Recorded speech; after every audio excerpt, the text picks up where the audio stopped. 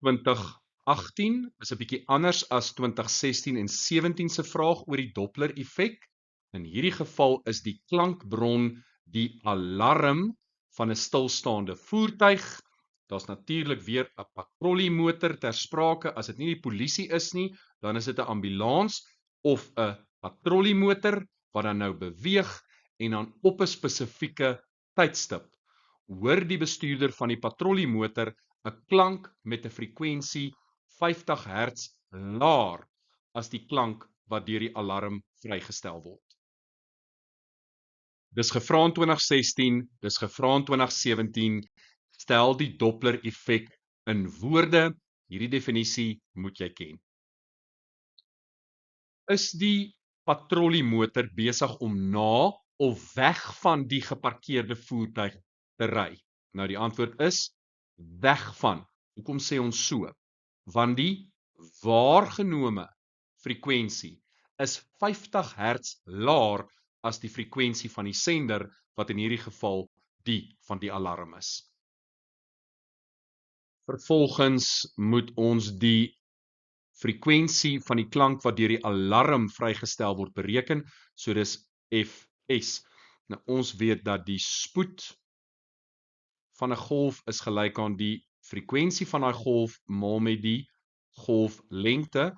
Ons is op soek na die frekwensie van die sender. Dit gaan gelyk wees aan die spoed van klank gedeel deur die golflengte, en die spoed van klank is 340 meter per sekonde en die golflengte is aanvanklik vir ons gegee as 0,34 meter. So die frekwensie van hierdie alarm is 1000 Hz, oftewel 1 kHz.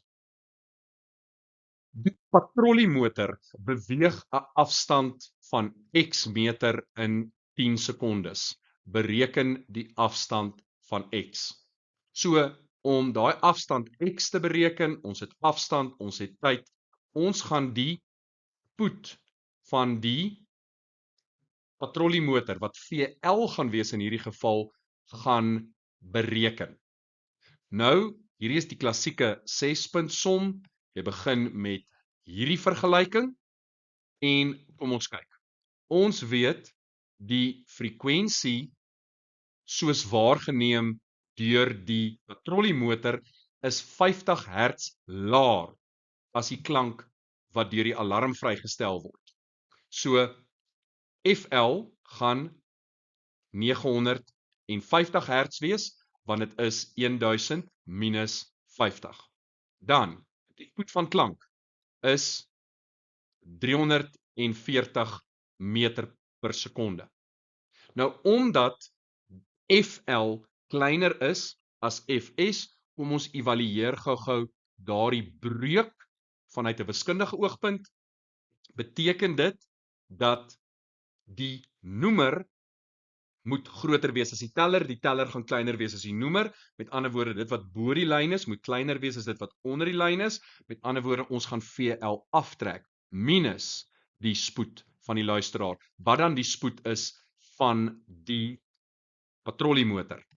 Nou, ons weet dan ook, ons deel dit deur die spoed van klank, dit is 340, en dan die sender is natuurlik die van die alarm, en daai motor is geparkeer, daai waarde is 0. En dit alles maal ons met 1000.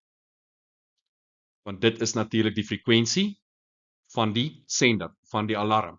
So as ons dan nou gaan en ons deel met 1000 beide kante, dan kry ons 0,95 is gelyk aan 340 minus die spoed van die patrolliemotor gedeel deur 340, en dan het ons 323 is gelyk aan 340 minus die spoed van die patrolliemotor. So die spoed van die patrolliemotor gaan gelyk wees aan 17 meter per sekonde, oftewel 61,2 kilometer per uur.